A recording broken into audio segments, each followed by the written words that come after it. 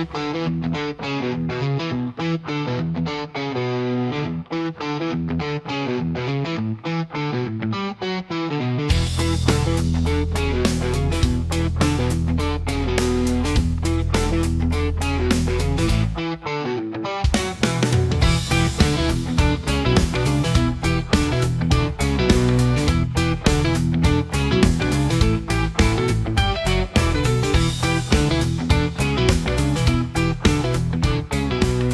we ready to receive the word? Are we excited for the word? Amen. So this morning, after talking about the 5 glorious results ng justification, natutunan din natin there is more. Amen po ba? And after nung more na yon, there is much more. Alright? Well, today, there is so much more.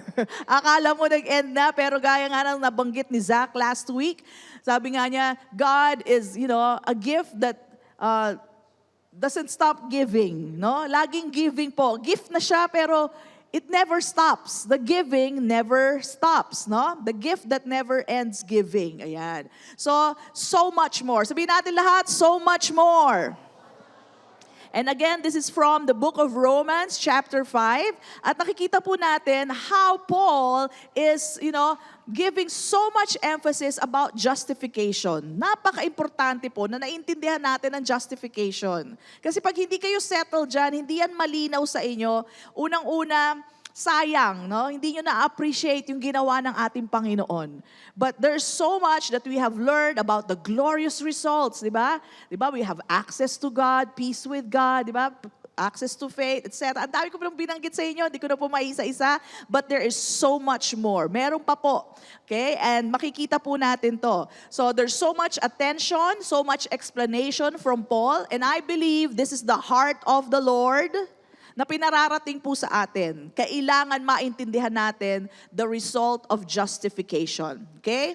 So it's so important. In fact, I heard Pastor June say that if you understand your justification, the more you can live the life of faith. Mas madali mag-live according to faith kasi alam mo, yung justification mo, gawa ng Diyos, hindi mo gawa. It's all Him, not you. So mas lalo kang lalakad sa pananampalataya. Okay? So, sabihin natin lahat, I am justified.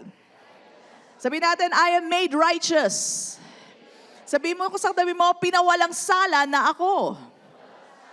Okay, wala na tayong sala. Amen? So that is the good news that has been brought to us by Paul and of course, through our Lord Jesus Christ. Pero may side question po.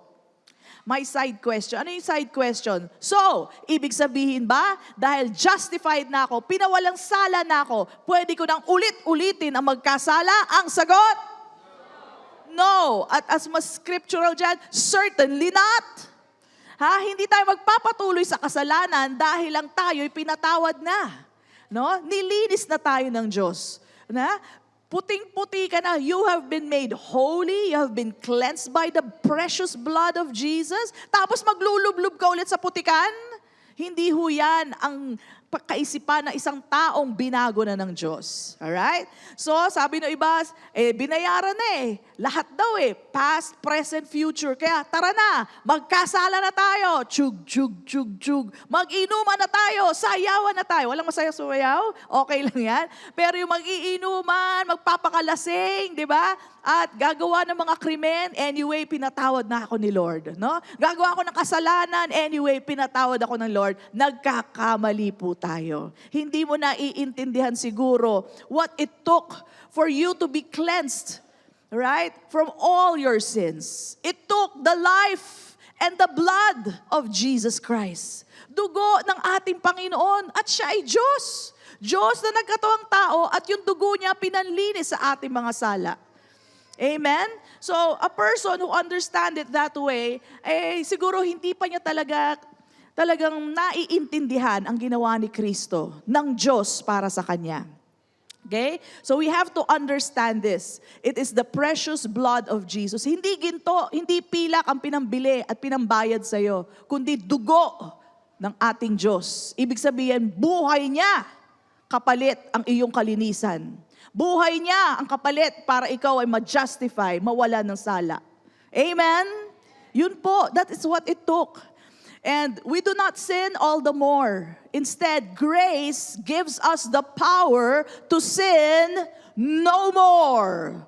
Alright? So kapangyarihan po ang binibigay sa atin para tayo makahindi sa kasalanan, hindi magpatuloy sa kasalanan.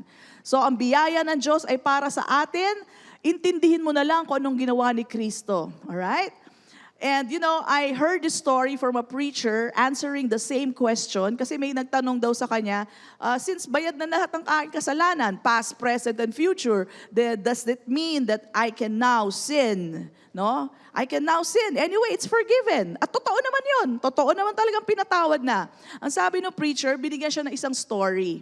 So the story goes like this. There was this father who went on a camping with his son. The son was around 14 years old. So on the campsite, nagtulong sila, they built the tent, nag-build sila ng campfire, they cooked the meal for that day. And then after that, sabi ng father, son, magpapahinga lang muna ako. I'm going to rest, alright? And you take care, okay? Huwag kang pupunta sa malayo at huwag kang pupunta, lalong-lalo na doon sa river. Because the river, you know, there might be some danger there. So don't go there, okay? So nagpahinga yung tatay. At yun na nga nangyari, alam nyo na. So yung bata, eto na nga, pumunta sa river. Doon sa sinabi ng tatay niya, don't go, pumunta nga. And doon po ay naka-encounter siya ng buwaya or crocodile. And so the father, buti na lang po, very quick yung father. The father came to the rescue and saved the son, but only to lose his right arm.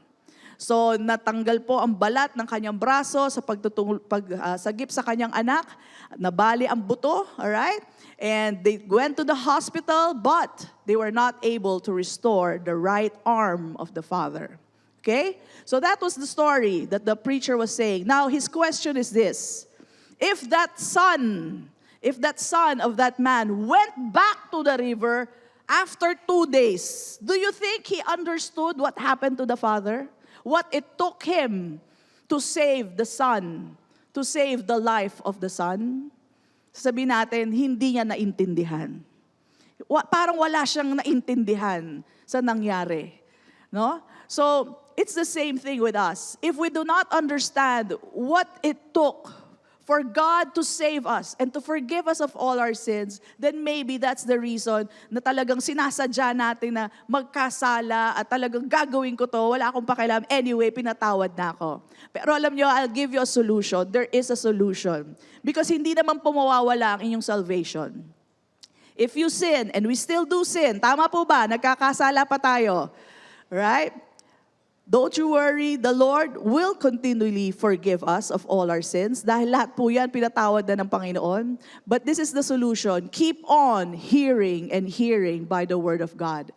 Because after you hear and as you realize, no, yung ginawa ng Panginoon para sa atin, the more you will say no to sin.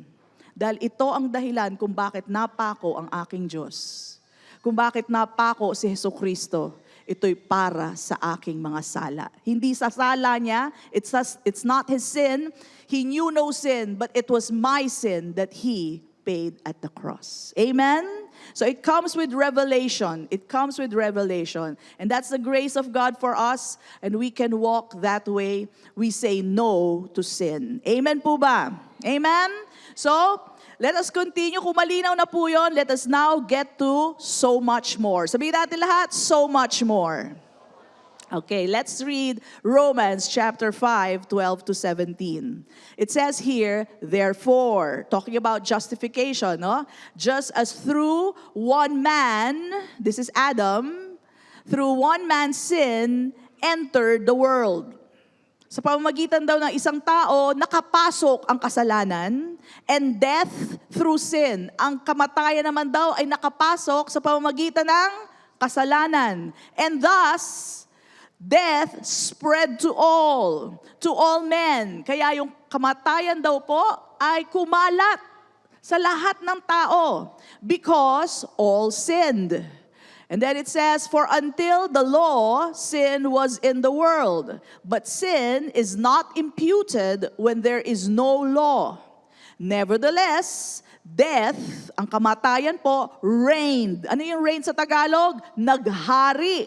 Naghari po ang kamatayan from Adam to Moses. And not only them, even over those who had not sinned according to the likeness of the transgression of Adam. So that's us. Maski tayo, na hindi naman tayo kawangis ng pagkakasala no kay Adan, ay pati sa atin po, kumalat ang kamatayan. Okay? And then it says here, regarding Adam, who is a type of him, a type of the Lord Jesus Christ, who was to come. Parating pa lang si Jesus noon. But the free gift, sabihin natin lahat, but the free gift is not like the offense. Hindi katulad to ng pagkakasala ni Adan. For if by the one man's offense, many died. Yun po ang resulta nun, many died. Much more. So higit dito, kung yun ang epekto nun, marami ang namatay, pero much more the grace of God and the gift by the grace of the one man, Jesus Christ, abounded to many. So kung yung kamatayan naghari at namatay ang marami, yung grace o yung regalo ng Diyos, yung libreng regalo ng Diyos, abounds to many. Hindi lang basta kumalat, pero apaw-apaw para sa ating lahat. Are you getting this?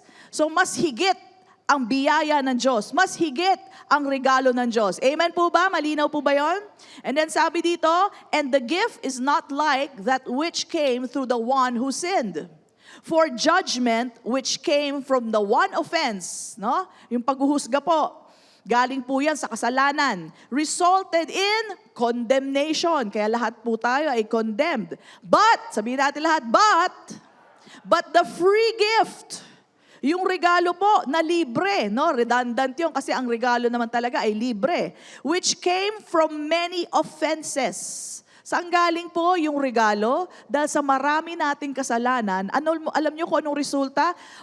Resulted in justification. So sa marami nating sala, it resulted by the grace of God to justification. We were justified. Tayo po'y pinawalang sala. For if by the one man's offense, death reigned, sabihin natin lahat, death reigned, naghari ang kamatayan at alam natin lahat yan, through the one, much more, sabihin natin lahat, much more, those who receive abundance of grace and of the gift of righteousness will reign in life through the one, Jesus Christ. Okay? So tingnan nyo ito mabuti ha, kamatayan ang naghari dahil sa kasalanan ni Adan. Pero dahil kay Kristo Jesus, ikaw at ako na nakatanggap ng biyaya niya and the gift of righteousness, we reign in life. Not death, but life. Amen? We reign in this life. Amen po ba? So praise God. So hindi po buhay ang maghahari sa atin. Di ba? Ang kabaliktaran ng death is life. So dapat death reigned. Ngayon dapat life reigns. Mali. Kaya nga much more ang bigay ni Kristo. Kasi dito, death reigned. Pagdating sa kabila, sa gawa ni Kristo, tayo na nakatanggap ng gift of righteousness and abundance of grace. Tayo ang maghahari sa buhay. Amen? Tayo ang maghahari sa buhay. Kaya nga sabi ko, wow, so much more. So much more ang bigay sa atin ng Panginoon. Okay? So just to be so clear, punta po tayo sa PowerPoint para po sa much clearer explanation. Okay? So can we go there? So, paano po nakapasok? No, not that. The pictures, please. The pictures at the end. Ayan. So, ayan. So again, paano nakapasok ang kasalanan dahil po sa pagkakasala ni Adan? Now, of course, si Adam and Eve po, no? But the Bible tells us the woman was deceived, nadaya lang siya, pero ang nagkasala po si Adan. Si Adan who represents, or siya po yung una na katulad nung dadating na second Adam or last Adam. Okay? So, sin entered because of the sin of Adam. They partook of the tree of knowledge of good and evil na dapat hindi nila kinunan. Okay? So nakapasok ang kasalanan sa mundo dahil doon. Next. Yung kasalanan naman, siya ang nagbukas ng pinto sa kamatayan. Okay? Magkapatid po yan, sin and death. So dahil nakapasok na ang kasalanan sa mundo, pumasok naman ang kamatayan. Okay, next. Kaya ang kamatayan ay nag-spread sa lahat ng tao. Alam po natin yan, lahat tayo may kilala ng namatay. No? And bakit po namamatay ang tao? Because all have sinned. Okay? Si Jesus lang naman po ang hindi nagkasala. No? Now, we all know, let's go to the next slide, we all know that we are no longer under the law. Amen po ba? Dahil po tayo ay na kay Kristo, we are now under grace. No longer under the law. Now, let's listen to this. If there's no law, there's no more sin imputed on you. Dahil na-break mo, kung wala namang batas. Kuha po ba natin yon? Kung may jaywalking dito, rule or law, pag tumawid kayo dito, may na-break kayo. Dahil wala namang jaywalking rule dito, alright, or law, maski umakyat kayo dito lahat, wala kayo na-break. Amen po ba? So ganun po tayo. Yung law, hindi ho yan nawala. Tayo po ay namatay kasama ni Kristo. Kaya hindi na po impute sa atin ang ating kasalanan. Okay? But nevertheless, ito po yung ginamit na word, nevertheless. Sabihin natin lahat, nevertheless. Okay, what happened? Can we go to the next? Death reigned. Naghari pa rin ang kamatayan. Sa panahon ni Adam hanggang kay Moses and even to the whole world. At alam po natin yan. Okay? But because of Jesus Christ, yung pangalan niyo po, ipalit niyo po doon sa death. Okay? You will reign in life. Hindi na po kamatayan ang magre-reign sa atin. Alam niyo kung bakit? Dahil sa ginawa ni Kristo, mamatay ka man, mabubuhay ka muli. Magkasala ka man, pinatawad ka na. Amen? Kaya iba po ang regalo na bigay ng ating Diyos. Wala na pong talab sa atin, yung kamatayan na yan. Yung kamatayan na yan, sandali lang, sa katawan lang. Pero ang spirito natin, we already have eternal life. Amen po ba? So that is the benefit of what Jesus Christ did for us. Now, let's go to the next, please. So the free gift, sabihin natin lahat, the free gift is much more. Alright? It's much more than the sin or the transgression of Adam. Ang resulta po nito, justification. Pinawalang sala tayong lahat dahil sa regalo ng Diyos who is Jesus Christ to us. Amen? So thanks be to God sa ginawa ni Kristo para sa atin. At tayo po lahat ay pinawalang sala na. Sabi mo sa katabi mo, wala na akong sala. Amen? And it took the life and the blood of Jesus Christ. Thank you, Lord. Come on, let's bless the Lord first. We have to thank the Lord. Alright? Kundi, hanggang kamatayan lang tayo, tapos na. Pero ito, dahil ikaw ay born again, dahil ikaw ay mananampalataya ni Kristo, alam nyo ba, ang kabaong, ang sementeryo, hindi yan ang huli nyong hantungan. Amen? Hindi yan ang huling hantungan natin. That's the only way paano kayo aalis sa katawan nyo kung hindi mamamatay ang tao? Kailangan mamatay ang tao. It's either by age, by sickness, or by rapture. Okay? So sana by rapture na lang tayo lahat. But you need to go through that. Dadaan ka lang dyan, pero buhay na buhay ka dahil ang buhay ni Kristo ay ngayong nasa iyo na. Amen po ba? Praise God. Come on, bless the Lord. At hindi ka na huhusgahan. Wala na pong judgment para sa inyo. Okay? Kung yung kasalanan po, let's go to the next. Kung kasalanan po, many died and many were condemned. Well, in Christ Jesus, we live again. Though you die in the flesh, but you live again, and there's no more condemnation for you. Only justification. Just as if you never sinned. Amen? Praise God. Come on, bless the Lord. Praise God. May susunod pa ba dyan? Ayan. So, but those who receive, yung dalawang bagay, abundance of grace and gift of righteousness or justification, that's another word for righteousness, all right? We reign in life, how? Through the one, Jesus Christ. Amen po ba? Gusto po ba natin maghari sa buhay? Amen. Parang hindi kayo masyado ganado. Gusto nyo bang maghari sa buhay? Amen. Tuturuan kayo ngayon ng salita ng Diyos. Alright? And that is the so much more. But today we will answer 5 questions. Alright? And this is what the Lord wants you to understand clearly. So number 1, there are 5 questions lang po at napakabilis lang po nito. Where did sin begin in man?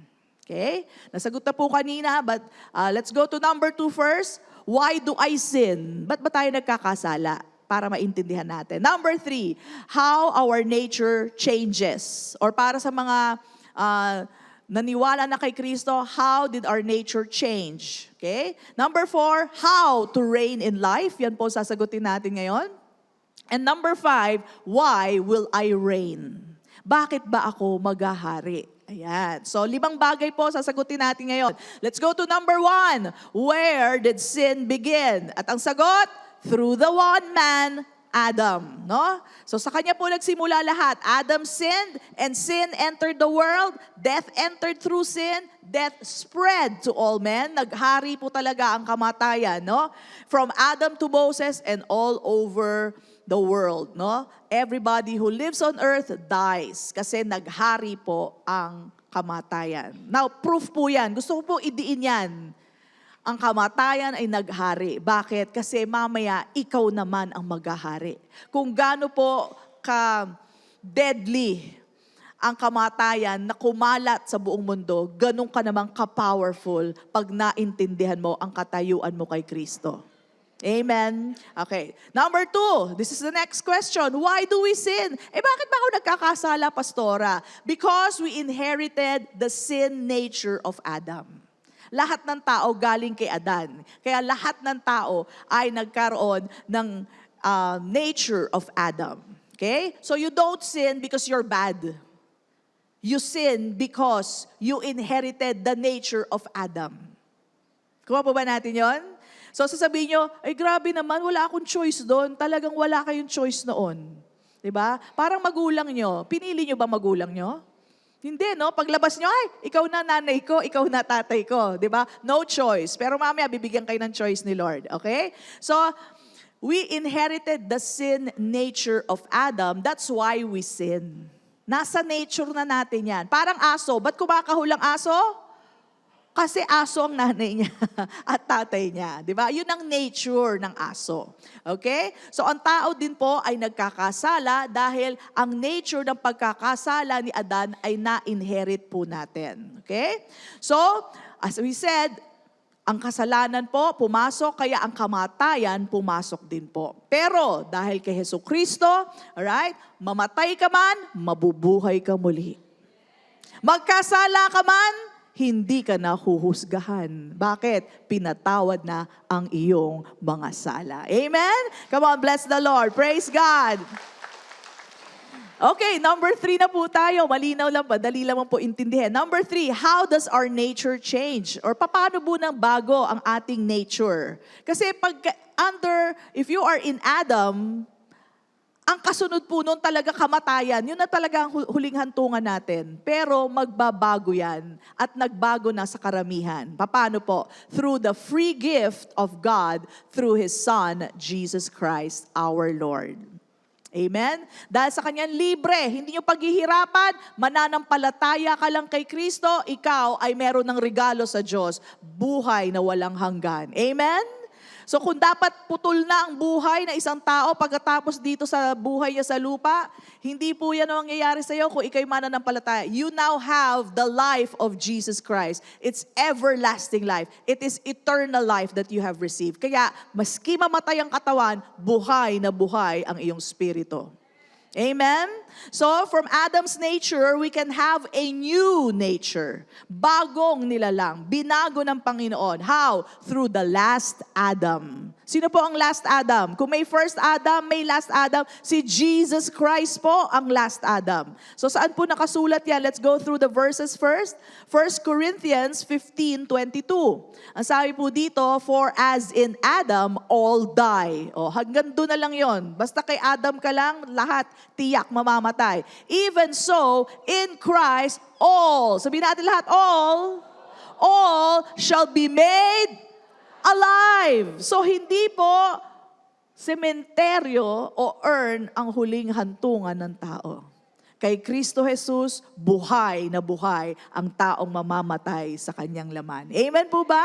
Praise God, that is the hope that is being given to us. Kaya hindi mo kailangan matakot sa kamatayan. Hindi ka pwedeng mamatay dahil nasa iyo na si Kristo Jesus. Amen! Praise God. Let's go to 1 Corinthians 15:45. And so it is written, the first man, Adam, became a living being. The last Adam became what? A life-giving spirit. So kung ikaw ay na kay Kristo Jesus, buhay niya ang ibinigay sa iyo. Hindi ka na pwedeng mamatay. Sa laman lang, pero spirito mo forever and ever. And everybody says, Amen. Come on, bless the Lord.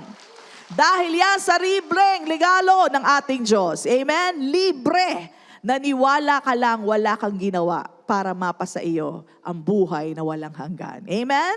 So the last Adam is Jesus. So lilinawin ko ulit, paano po tayo mapapaloob kay Jesucristo? How can we be in Christ? When you believe. Sabi mo sa katabi mo, when you believe. Kailangan maniniwala ka lang, wala kang gagawin, maniniwala ka lang. Alright?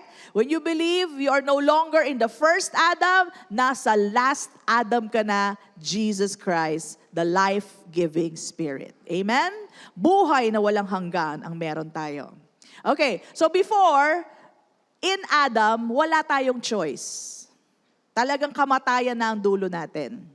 Okay? Again, parang sa ating mga magulang, wala rin tayong choice. Kung sino na yung magulang mo, yun na yun. Okay? But now, we are given a chance. Kung dati, hindi mo napipili ang magkasala, ang magkaroon ng nature of sin, now, you get to choose your new nature. Okay? And how did you choose? Kayo mga believers, when you believed in Jesus, you already were given a new nature in Christ Jesus. Bago ka nang nilalang. Sabi mo sa katabi mo, bago ka nang nilalang.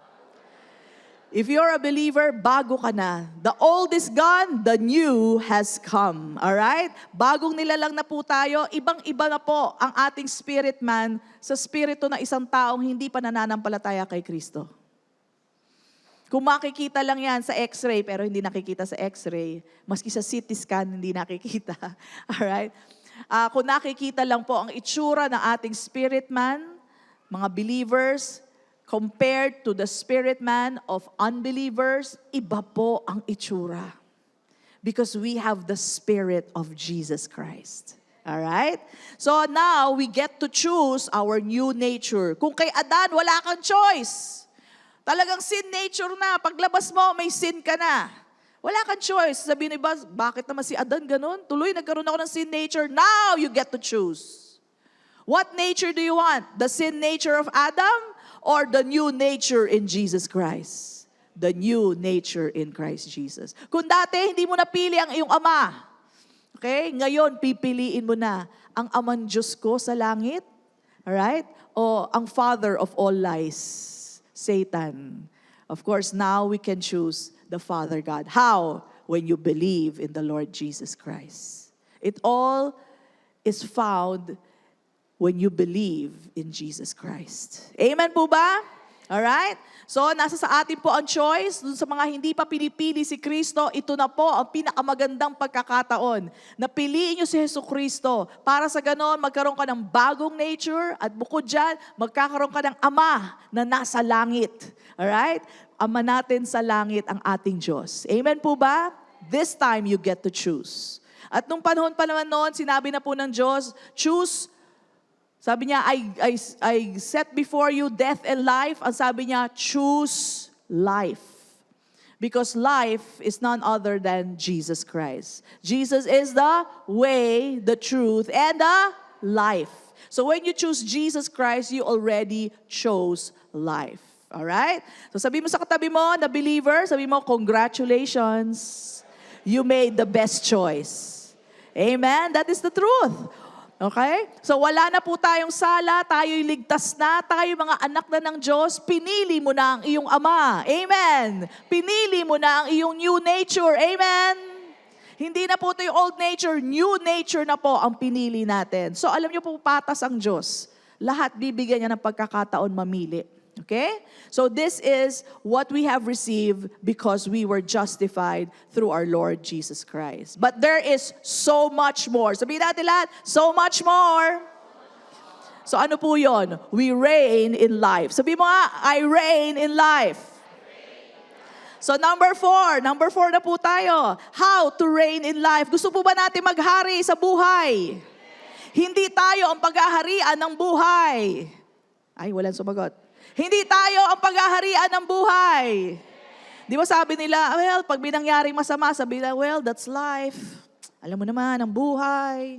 Ganun talaga, tanggapin mo. Mali! Hindi ho ganun yon. We reign in life. How? Through the one, Jesus Christ. So hindi natin tatanggapin yung mga ganung klase. Alright? And here, we're going to learn how. Pero dapat malaman nyo, bakit tayo mag-reign in life? Alright? Because we have received 2 things. Sabi nga, Jesus is the gift that keeps on giving. So tatanggap na natin si Jesus. May 2 things pang kasama. Ano po yun? Number 1, abundance of grace. Yan po ang sukdulang biyaya ng ating Panginoon. And number 2, the gift of righteousness. Lahat po yan natanggap nyo nung tinanggap nyo si Kristo. Ang daming tangay-tangay ni Jesus na regalo. Sobra-sobra. Alright? Apaw-apaw na.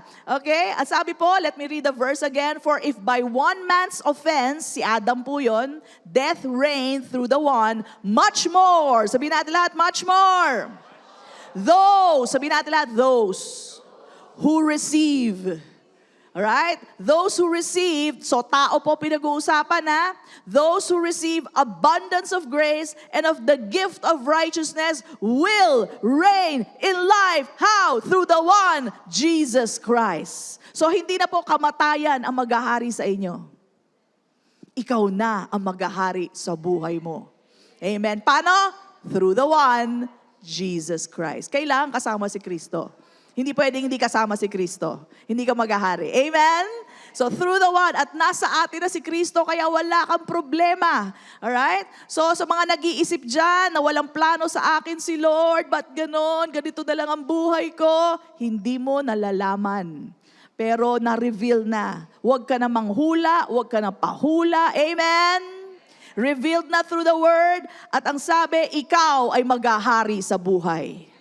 Yan ang hula sa'yo. Ikaw ay hari ng iyong buhay. Alright? Of course, with Jesus Christ. So, paano ba yun, pastora? Paano ba yung maghari sa buhay? At hindi ako yung pinaghaharian ng buhay. Hindi ako yung pinaghaharian ng problema. Hindi ako pinaghaharian ng kakulangan. Hindi ako pinaghaharian ng sakit at karamdaman. Paano ba yung pastora? Just like Jesus. Sabi sa katabi mo, just like Jesus. Nakita nyo ba si Jesus pinagharian ng sakit? Hindi, di ba? Nakita nyo ba si Jesus pinagharian ng problema?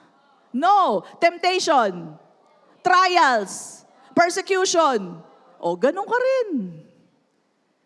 Kaya nga, through the one, Jesus Christ. Ikaw ang maghahari sa buhay mo, tumingin ka lang kay Kristo. So pag may temptation ka, ano gagawin mo? Ano ba ginawa ni Jesus? Alright? He spoke the word. Merong may sakit. Anong ginawa ni Jesus? Umiyak si Jesus? Hindi. He spoke the word. Amen? May nagpa-persecute sa kanya. Grabe, nagsalita nga siya, I am. Bagsak lahat sila eh. Kaya on the cross, hindi siya nagsasalita. Alam niyo ba kung bakit? Wala nang tatayo. He had to keep his mouth shut. Kasi isang reklamo niya lang, pwedeng tumumba lahat yung mga yun. Amen? So, bagyo, anong ginawa ni Jesus? He spoke the word. Amen? Hindi siya nagreklamo. Amen? Hindi niya sinabi, lakas nga ng bagyo. Yung ba sinabi niya? He spoke the word, peace, be still. Amen? So, kung tatanungin niyo, paano ba maghari sa buhay? Through the one, Jesus Christ. Look at Jesus and you'll know exactly what to do. You speak the word. Paano ang hari gumana, mag-operate? Siya ba nagkukuskus ng kabayo niya? Siya ba nag-aararo ng field niya para maraming ani? Yung ba ginagawa niya? No! Anong ginagawa niya? Nagsasalita lang siya. Linisin mo yung kabayo, umani ka ng marami, magbayad ka ng tax. Amen? At ang sinabi ng hari, hindi mababali. Mangyayari yan. Sabi mo sa tabi mo, mangyayari yan. Mangyayari yan. You are, sabi nga sa salita, you will reign in life through the one, Jesus Christ. But you have to do it like Jesus. Si Jesus ba, dumating yung bagyo, nagreklamo, ay di pwede gano. Paano reigning in life through Jesus yan? Kailangan pag dumating yung bagyo, magsasalita ka sa bagyo. Amen. Sino dito kinausap ang ulan kanina? Wala. Hello, appear. Tayong dalawa lang. Sinabi ko, konti lang. Tanong si Summer. Sabi ko, it's going to rain but only a little. Stay cool. Sabi ko ganyan. Stay cool. Alright? You need to speak the word. Pastora, sinubukan ko. Wala naman nangyayari. Ayan, yan yung mga klase na talagang hindi nyo nakikita kasi nag-give up na kayo. Huwag kayong mag-give up. It's the way that Jesus has showed us. It will come to pass. Alright? And then, wait for the perfect timing. There is really a perfect timing. I tell you. Alright? And then when it comes, lahat nung niluha mo at lahat nung nireklamo mo, kakainin mo. Ba't ko ba nasabi sa, sorry Lord, sorry Lord. Alright? Magsisising sa sinabi mo kasi mangyayari yan. Amen? So whether it be persecution, pang-aapi, alright, temptation man yan, look to Jesus. We reign in life. How? Through the one, Jesus Christ. Amen? Praise God. Come on, bless the Lord. Alam na this.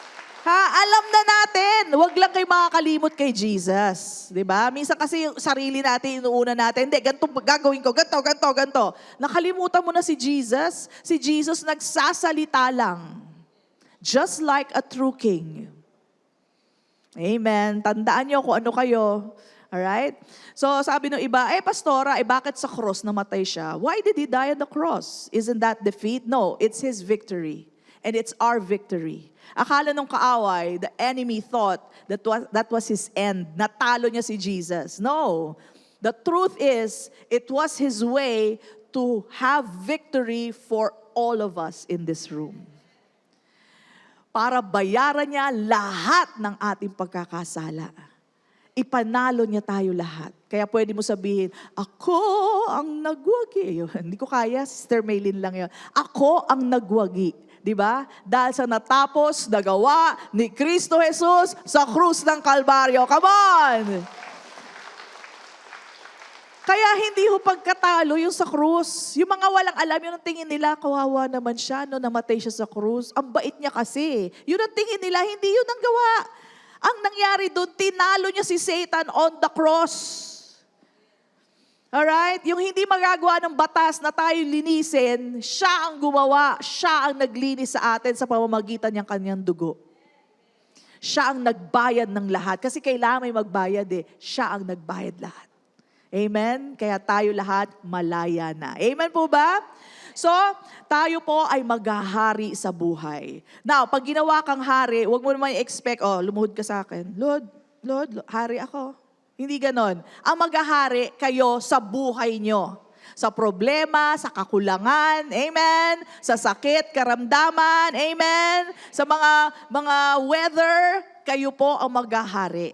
Okay? So, hindi kayo magpapaluhod ng tao. We reign over life. We reign in life, hindi po over people, no? So hindi tayo magpapasunod, parang kala nyo sino tayong hari. Hindi po ganon. Okay? So, it means paghaharian natin ang buhay natin.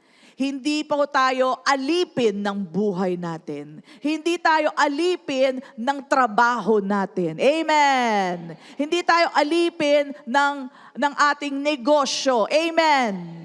Hindi tayo alipin ng mga sakit at karamdaman. Amen. Tayo ang maghahari sa kanila. So, hindi tayo taong mga walang magagawa. Pag may sitwasyon ka, paano na ba yun? Wala na akong magawa. You have the mind of Christ. Use the mind of Christ. You have the Word of God. Speak the Word of God. You have the Holy Spirit. Be led by the Spirit of God. Amen. So, Huwag niyo papaniwalaan, sabi ng iba, ganyan talaga yung buhay eh. Hindi, imposibleng hindi ka dumaan sa problema. Talaga may problema, pero paghaharian ko yung problema.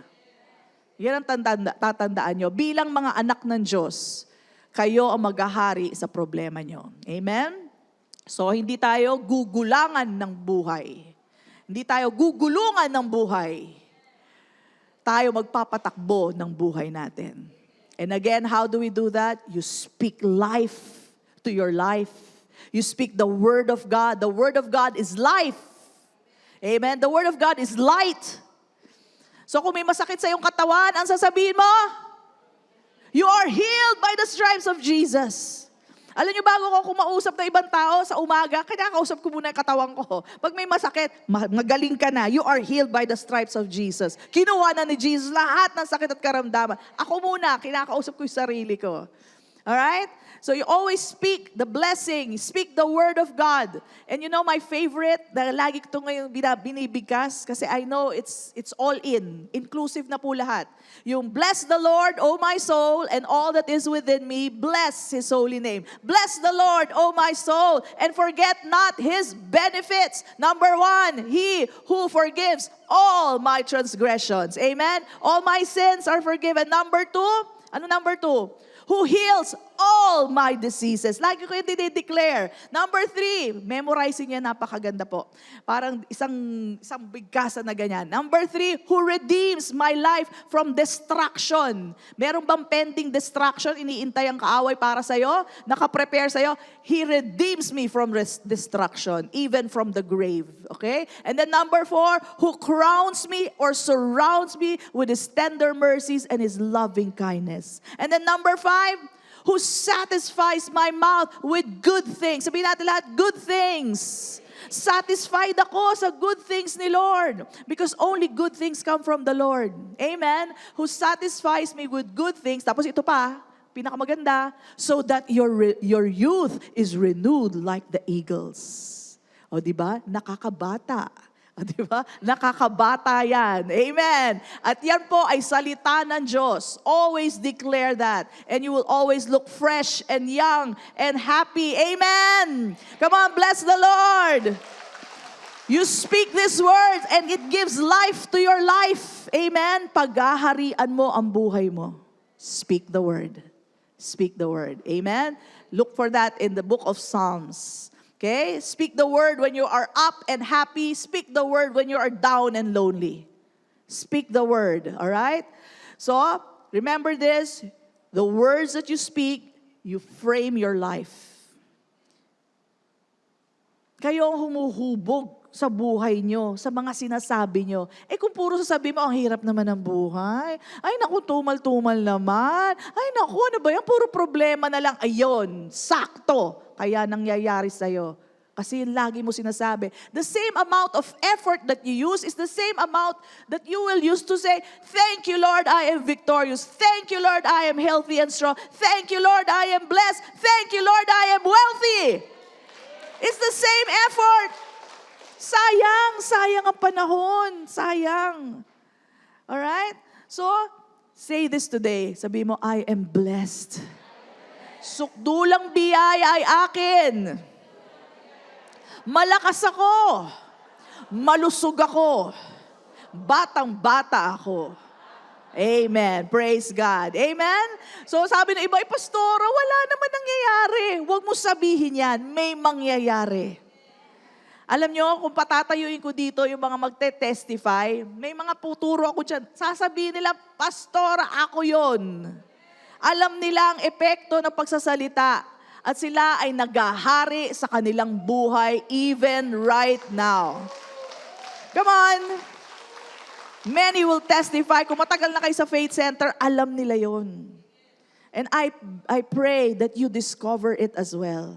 They are living proofs that they reign in life through the one, Jesus Christ. Amen? Now, may pangyayaring ganito. Pastora, paano yan? Talagang hindi nangyari. Doon sa sitwasyon na yon, may hinihiling ako kay Lord, kailangan na kailangan, hindi nangyari. Okay? Ito ang pamantayan ko. God doesn't move, I don't move. Hindi nangyari, okay lang yan. I know God has the best for me. Okay? Alam nyo, bibigyan ko po kayo ng example. May nangyari po sa amin. May nakita ako sa Facebook.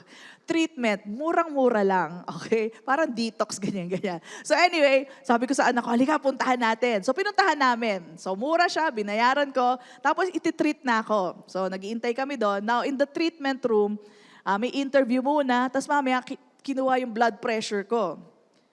Pagkuha ng blood pressure ko, ang taas. As in, never ako nagkakaroon. Sabi ko, ang taas naman yan. Sabi ko gano'n. Tapos pinainom nila akong tubig. Sige ma'am, pahinga muna kayo, pahinga. So inintay yung pangalawa, nagpa-BP ulit ako. Pero bago nun, nag-declare ako. Sabi ko, in Jesus' name, I am whole, I am healthy, my blood pressure is normal, 120/80. Alam mo na, the things that I know how to do it. So I spoke the word. Pagkuha po ng BP, ganun pa rin. Ang taas, tumaas pa. Sabi ko, ano ba yan?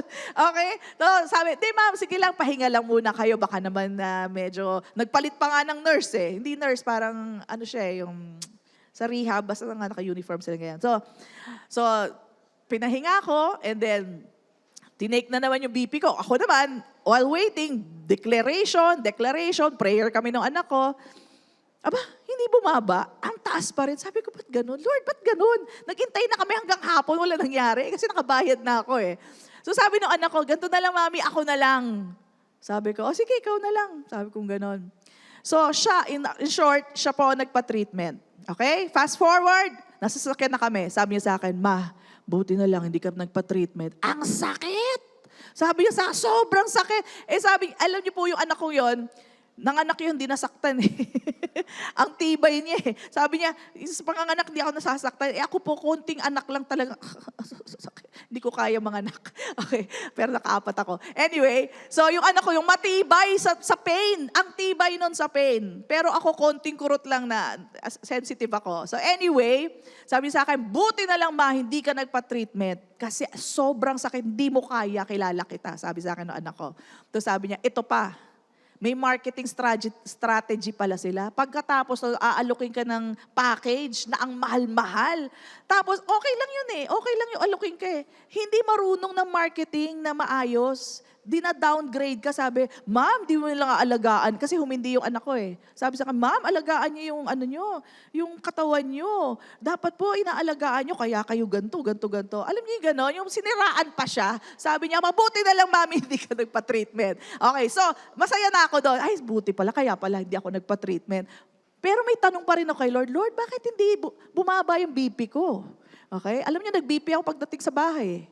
Normal ang BP ko. So doon ko nakita, iniiwas lang ako ng Panginoon. Doon sa pain na hindi ko kakayahan. Kilala niya ako eh. Alam niya yung pain tolerance ko eh. Hindi ko kaya yung mga Tapos gaganunin pa ako nung pressure ng pagmamarketing. Sabi pa nga na anak ko, buti na lang ako na lang kasi ikaw hindi ka marunong humindi.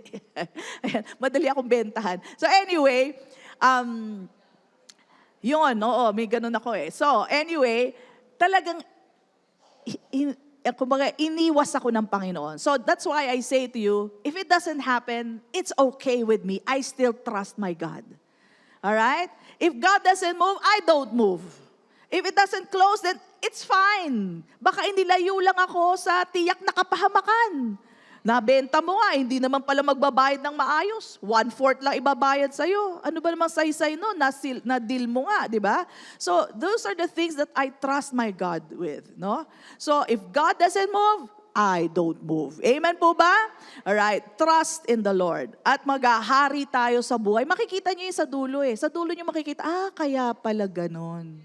God is truly good all the time. And all the time, God is good. Come on, bless the Lord.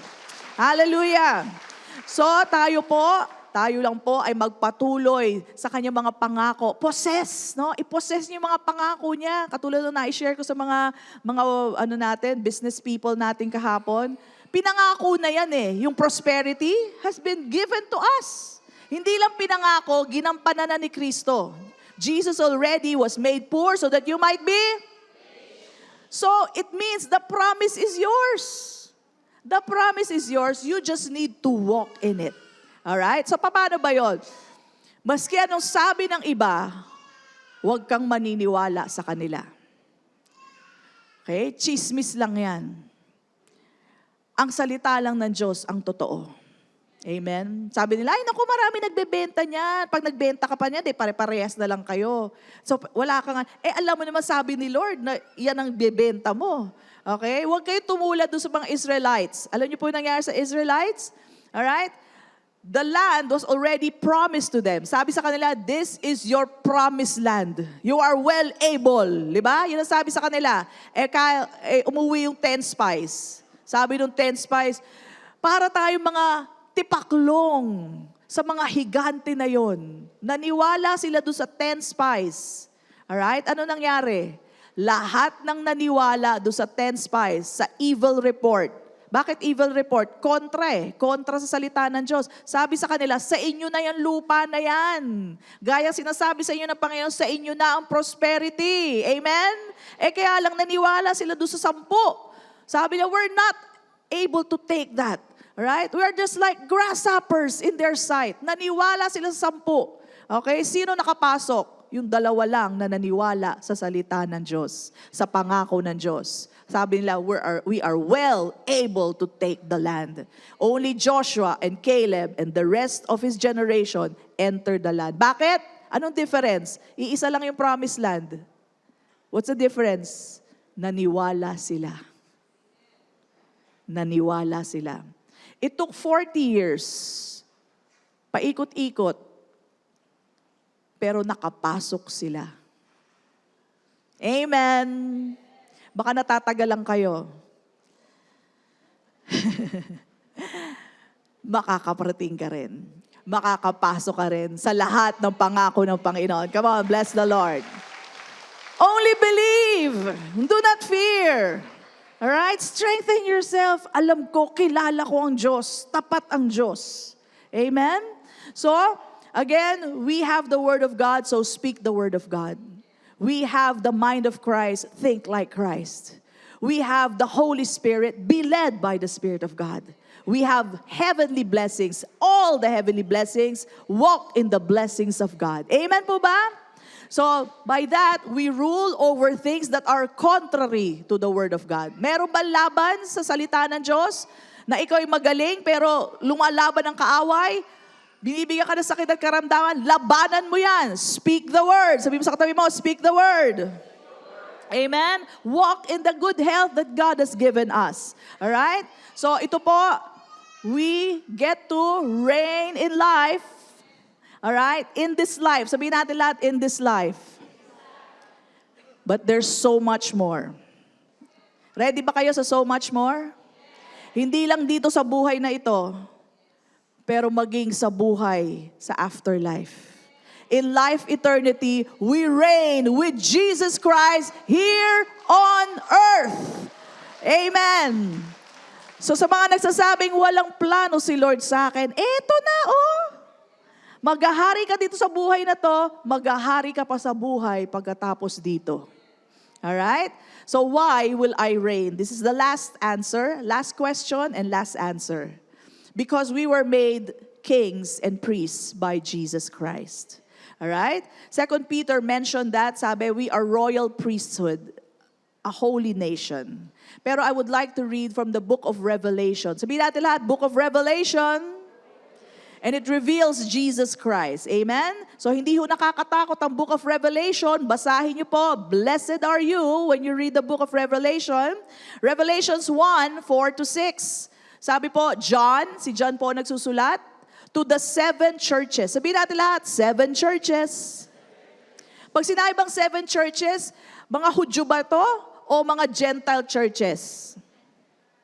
Sino nakalala? Gentile churches to. Parang tayo. Alright? Parang tayo naniwala kay Kristo. Alright? So ito yung mga Laodicea, yung mga, ano pa ba yan? Mga Smyrna, okay? Puro po to Gentile churches. Now, bakit ko ito binibigyan ng emphasis? May nabasa po ako sa Facebook. Alright? Sabi nila, yung Book of Revelation, hindi yan para sa mga believers ngayon. Para yan sa mga Hudyo. Hello? Binasa ko nga John to the 7 churches. 7 churches, puro Gentile churches yan. Paano sa Hudyo lang yan? Alright? Tapos sabi pa, which are in Asia. Hindi naman sinabing which are in Israel. Kung Israel, di para sa Hudyo lang yan, which are in Asia. These Gentile churches, if you remember our lesson, they are all found in Turkey. Sabihin natin lahat, Turkey. Ang Turkey wala sa Israel. Kaya itong book ng Revelation, para sa atin to. Para din sa Hudyo, pero para sa atin to. It's for the 7 churches. Alright? At sabi dito, grace to you and peace from Him, who is and who was and who is to come. Sino po yun? Jesus. Alright? And from the 7 spirits who are before His throne, and from Jesus Christ, the faithful witness, the firstborn from the dead, the ruler over the kings of the earth, to Him who loved us and washed us from our sins in His own blood. And look at this, ito na yung so much more natin. And has made us kings and priests to His God and Father. To Him be glory, dominion, forever and ever. And everybody says, Amen. Sabi, made us kings. Gagawin pa lang o ginawa na? Ginawa na tayo mga hari. Sinabi na yan ni Peter nung paman, we have been made kings and priests, a holy nation, royal priesthood. That's who we are. Alright? Pero inulit-ulit dito, ginawa na tayong mga hari. We are made kings and priests. Kaya sabi mo sa katabi mo, hindi ka ordinaryong tao. Sabi mo sa katabi mo, laksan mo, sabi mo, hindi ka just. Hindi ka basta-basta. Ikaw ay hari. You are a royal priesthood. You are to reign today and reign afterwards with Jesus Christ. Alright? So, saan po nakasulat that we are to reign with Jesus Christ?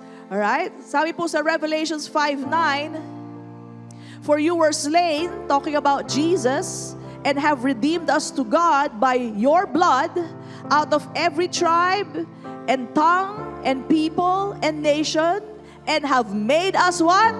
Kings and priests to our God, and what? And we shall reign on the earth.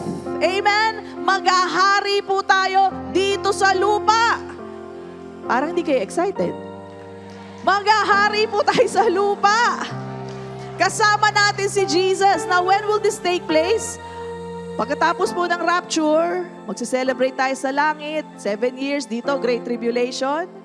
After nun, babalik si Jesus, tatalunin ang kaaway, alright? By the breath of His mouth and by the glory, the brightness of His light, okay?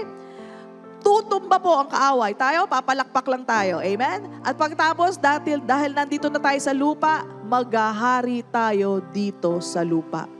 Kaya mga hindi nakaka-travel, naku, buti pa sila, nakakapag-Japan, nakakapag-Korea, naku, kakaingit naman sila. Huwag ka mag-alala. Because we will be given glorified bodies. Just like Jesus passing through the wall. Just like Jesus from heaven, biglang bababa, aakyat, bababa. Kaya niya yon. Alright? Huwag ka mag-alala kung hindi ka pa nakakabiyahe. Magkakaroon tayo ng glorified bodies. Niisip mo pa lang, Japan, nandun ka na. Isipin mo, Italy naman. Italy, nandyan na. Amen? London naman, ching, nandyan ka na. Iisipin mo pa lang, nandun ka na. And not just. Ano? Hindi lang yon. Hindi lang yon. Just like the body of Jesus. Jesus' body, when He was in heaven, is around 33 years old. Sino dito 33 years old? 33? 33? Huwag mahiya. 33, ayun, fresh na fresh. 33, wala nang 33 sa inyo. 30. Yon, fresh na fresh. Pati si Brother Mike nakikitaas na kaway. Fresh na, batang-bata. Walang sakit, walang bahid, walang luma, walang wrinkles. Amen! Ganong kaganda ang itsura natin tulad ng kay Jesucristo. Amen! Parang di kayo excited masyado. Ako na lang may excited. So there's nothing to be afraid about the future events. Yes, may nangyayari ngayon sa Israel. And that's a sign for us. Hello, let's share the gospel now. People need to hear the Lord. Pero yung lang nakakatakot para sa atin, tayo mga mananampalataya ni Kristo. Because we get to reign now in this life and even in the time to come. We will reign back here on earth. Yes, back here on earth. Maghahari tayo dito kasama ang ating Panginoong Jesucristo. And everything will be perfect because Jesus reigns over all of us. Amen po ba? Sabi mo sa katabi mo, maghari ka. Sabi mo, now na. At sa dadating na panahon. Amen. Come on, let's bless the Lord. Hallelujah. So ngayon, nagpo-focus tayo how to reign in life. That's so much more. We reign in life through the one, Jesus Christ. Imitate Jesus. He speaks the word. Problema man yan, kaaway man yan, temptation man yan, sakit at karamdaman, speak the word. Speak the word. Amen? That's how we do it. Act just like a king that you are. Amen? So Father God, we thank you. We bless you, Lord God, for making us kings and priests. We thank you that we just look unto Jesus and we know the answer. We speak the word just like Jesus did. Salamat, Panginoon, na hindi mo kami tinawag para pagharian ng kamatayan, pagharian ng buhay, kundi kami mismo maghahari sa aming buhay. We reign in life through the one, Jesus Christ. And everybody says, amen and amen. Come on, bless Him. Hallelujah. Praise God. And if you are that person, maybe you were invited by someone and you have not received Jesus into your life, this is your wonderful time. Ito na po ang tinalaga ng Panginoon para tanggapin nyo si Kristo, para pagharian nyo ang buhay nyo. Pero bago yan, tanggapin mo muna siya para maging anak ka ng Diyos so that you become one of His children. So if you have not received Jesus Christ, the Word of God tells us, whoever receives Jesus are given the right to become children of God. So hindi po automatic na pinanganak ka sa mundo, anak ka na kagad ng Diyos. Hindi pa. Okay? So you only become, or you only have the right to become a child of God when you believe in the Lord Jesus Christ, when you receive Him in your life. So sabayan mo ko sa panalangin na to, kung yan ang decision mo, you want to receive Jesus, samahan niyo po kami, sabayan niyo po kami sa panalangin. Sabihin mo, galing sa iyong puso, binibigkas sa iyong bibig, sabihin mo, Lord Jesus Christ, salamat.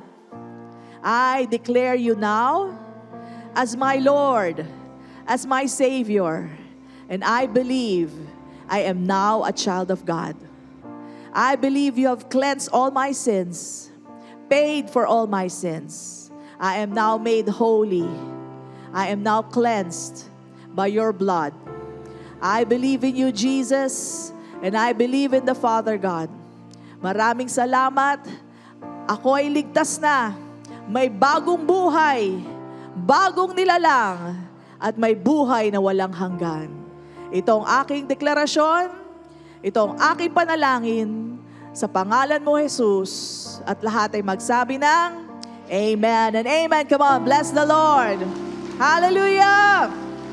If you said that prayer, and you believe that, you are now saved, you are now a new creation in Christ Jesus, a child of God. Ang dami pa, so much list, and you are now destined for heaven, and you will rule and reign with Jesus Christ. But today, rule over your life. Amen? Sa pamamagitan ni Kristo Jesus. Amen. Praise God. Did you receive something today?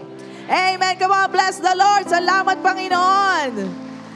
At yan po ang kagustuhan ng Diyos. Huwag kayong matalo ng problema, kundi kayo tumalo dyan. Huwag kayong patalo sa buhay. Kayo ang magmamanage ng buhay nyo. You rule and reign over your life today. Amen?